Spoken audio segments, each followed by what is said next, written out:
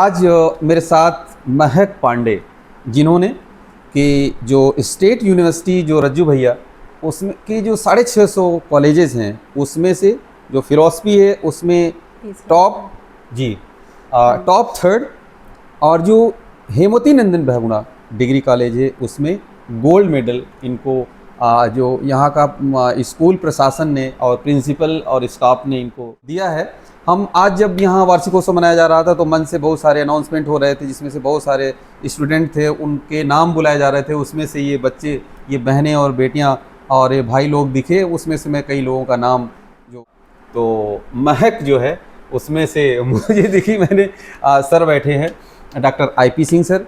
तो ये बताओ बहन कि मैं शुरू से आपकी जर्नी को देखना चाहता हूँ कि ये बताओ कि आपने हाई स्कूल में कितने नंबर लाए?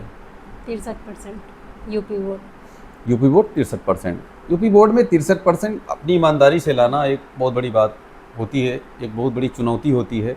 अच्छा, उसके बाद इंटर में 51%। इंटर में 51%, कोई बात नहीं। और बीए में? बीए में यहीं से की हूँ, 55% बना था। अच्छा। हाँ, और मैं पीजी भी यहीं से की हूँ। पीजी मेरा 76% बना 76%। तो ये बताओ, इन अगर हम नंबरों को देखें तो बहुत ज़्यादा नंबर नहीं है हाई स्कूल, इंटर में, बीए में। हाँ। लेकिन जो ये 650 जो कॉलेजेस हैं वहाँ आपने कैसे अपनी जगह बनाया? आपने वहाँ वो डेली कॉलेज आना, क्लास डेली अटेंड करना, फिर उसके बाद क्लास करने के बाद घर पे जाके पढ़ना, जो नहीं समझ में आया टीचर से पूछना, बुक में जो बुक नहीं मिल पा रही है टीचर्स के पूछ के लाइब्रेरी से लेना, तो फिर घर पे पढ़ना। फिर हमें खुद भी नहीं पता था कि मेरा नाम आएगा भी। अच्छा। हाँ, तो वो बस कॉल आया, हम खुद ही नहीं, हमको पता ही नहीं था कि मेरा नाम आ भी सकता है। नहीं, तो आपने जो मेहनत किया उसमें ये नहीं लग रहा था कि क्या मुझे ऐसा भी मेरी पोजीशन आ सकती है? नहीं, ये पता था कि कॉलेज में आ सकता है, लेकिन ये नहीं पता था कि रज्जू भैया में पूरे 600 कॉलेज में से आ सकता है। 650 जो कॉलेजेस हैं उसमें से आपका नाम टॉप थर्ड नंबर आ सकता है।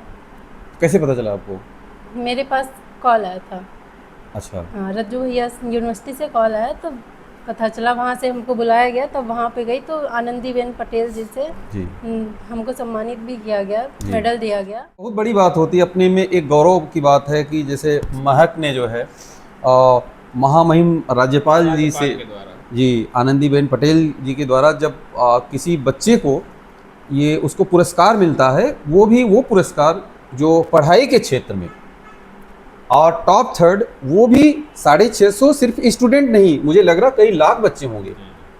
तो 650 जो कॉलेजेस हैं उनमें कई लाख बच्चे हैं, उनमें से थर्ड पोजीशन आना बहुत बड़ी बात है। किसी भी सब्जेक्ट में अपने आप को यहाँ तक देखना एक बहुत बड़ी बात है। तो जीवन में उपलब्धि का ये एक मुकाम है और ये पहला स्टेज है। मैं आज जब महक का इंटरव्यू ले रहा हूँ, हो सकता है ईश्वर करे, भगवान करे, आपका अगला इंटरव्यू कुछ सालों में मैं फिर से लूँ जब आप अगले मुकाम को हासिल करें। और हो सकता है उस समय भी आप ये कहेंगी कि मुझे पता नहीं था कि मेरा नाम आ जाएगा, मेरे पास फ़ोन आया। तो जी, अब ये बताइए कि घर में कौन कौन है? मम्मी पापा, 2 भाई 3 बहन। मैं सबसे छोटी हूँ, बहनों में छोटी हूँ। अच्छा। बाकी मैं और मेरा भाई जुड़वा हुए थे। अच्छा। हाँ। तो ये बताओ, ये पूछने का मतलब परिवार के कि क्या भाभी आ गई हैं? नहीं। तो आपको घर में भी काम करना पड़ता है? जी बिल्कुल। तो घर में काम करके और ये समय निकालना पढ़ाई के लिए, ये एक बहुत बड़ी लकीर है। जो कई लकीरें हैं उनमें से ये बहुत बड़ी लकीर है किसी बेटी का इस प्रकार से आगे बढ़ना और मेहनत करना और इस मुकाम पर पहुंचना।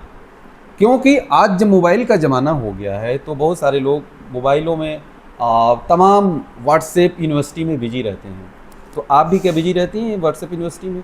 मोबाइल कोई गलत बात नहीं, मोबाइल को भी पॉजिटिव थिंग्स लिया जाता है। तो मोबाइल से आप पढ़ाई के बारे में जानिए ना, ज़रूरी नहीं कि आप रील्स वगैरह इधर उधर की चीज़ें देखिए। मोबाइल से आप अपने पढ़ाई की चीज़ें देख सकती हैं, उससे आप और भी चीज़ जान सकते हैं। तो ये बताइए कि आप यहाँ तक पहुँचने के लिए जो थर्ड पोजीशन आई है, आप तो अपने कॉलेज हेमवती नंदन बहुगुणा के लिए मेहनत कर रहे थे कि मेरी पोजीशन यहाँ आनी चाहिए। कोई बच्चा है सेक्शन के लिए जो first second third inter BA में कि मेरा ABCD जो सेक्शन होते हैं उसमें मेरा पोजीशन आए। लेकिन आप स्कूल कॉलेज के लिए कर रही थी, जी। आप कहाँ पहुँच गई? लोग कहते हैं कि जब आप प्रोफेसर के लिए लक्ष्य रखोगे तो हो सकता है लेक्चरर बन जाओगे, लेक्चरर के लिए प्रयास करोगे तो हो सकता है प्राइमरी के टीचर बन जाओ। तो आपने प्रयास किया किसके लिए? कॉलेज के लिए। कॉलेज के लिए, लेकिन आपकी प्लेसमेंट आई कहाँ? आपकी जो स्टेट लेवल का जो प्लेसमेंट है वो है। तो इसके पीछे क्या आपको लगता है कि क्या मेहनत रही आपकी, और कौन कौन सी बुक्स पढ़ती थी आप?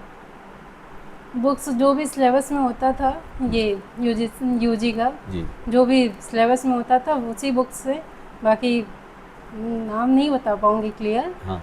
सर लोग जो बुक बता देते थे वो मैं कुछ खरीद लेती थी, कुछ लाइब्रेरी से जो मिल जाती। कौन सी बुक पढ़ती थी आप? मैं इंडियन फिलॉसफी के लिए डॉक्टर राधा कृष्ण की बुक जी और एडवांस एथिक्स के लिए बीपी वर्मा की बुक्स पढ़ती थी। जी। कितने घंटे पढ़ाई करती थी? मैं बस दिन में यहाँ कॉलेज हो जाता था, फिर रात में मैं 3 से 4 घंटे पढ़ाई करती थी। घर में मम्मी के साथ चूल्हा बर्तन? हाँ, बाकी काम ख़त्म करके उसके बाद रात में जी 9 से 12। 9 से 12 बजे तक? हाँ। फिर सुबह उठ कर फिर सुबह उठ करके अपना वही दिनचर्या, हाँ। फिर कॉलेज आना, फिर कॉलेज से जाना, वही डेली का रूटीन। घर में मम्मी के साथ कितना हाथ बटाना होता है? बहुत कम, बस इधर उधर का। जैसे मम्मी खाना बना रही हैं तो उसमें थोड़ा बहुत सब्जी काट देना, हाँ आटा गूँथ देना, जी। फिर उसके बाद थोड़ा बहुत बर्तन है उसे साफ कर देना, झाड़ू लगा देना। जी। हाँ। तो ये जो देखिए, एक चाहे स्त्री हो, चाहे पुरुष हो, चाहे लड़का हो या लड़की हो, गर्ल्स बॉय, सबके लिए ज़रूरी है कि एक हाउस होल्ड बनना। जी जी। हम पढ़ाई लिखाई अच्छे मुकाम पर पहुंचने के साथ साथ हमें अपने घर और परिवार का रख रखाव करना आना बहुत ज़रूरी है। जिसमें से ये जो हमने ये जो सवाल पूछा, ये इसीलिए पूछा कि बाकी लोग जो सुनेंगे इस इंटरव्यू में तो उनको भी लगे कि नहीं, ये पढ़ाई के साथ साथ लोग ये भी काम करते हैं, सिर्फ पढ़ाई ही नहीं करते हैं। ठीक है?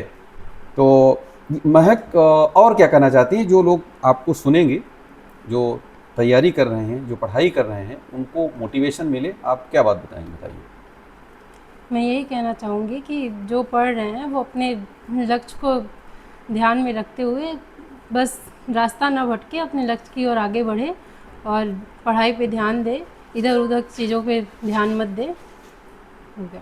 तो लक्ष्य निर्धारित जो किए हैं उसी पर रहें, भटकना नहीं है, तभी आपको लक्ष्य प्राप्ति होगी। आपने समय दिया, इसके लिए आपका बहुत बहुत आभार, बहुत बहुत धन्यवाद।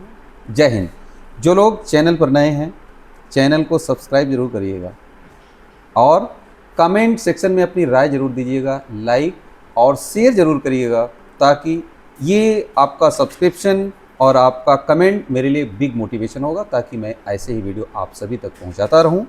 और जो भी वीडियो अच्छा लगता है उसके बारे में बताइएगा कि और किस प्रकार की वीडियोस देखने हैं, चाहे वो प्रदूषण पर हो, चाहे इस प्रकार का जो प्रिपरेशन का जो मोटिवेशनल वीडियोस है वो आप ज़रूर बताइएगा। आप सभी का बहुत बहुत धन्यवाद।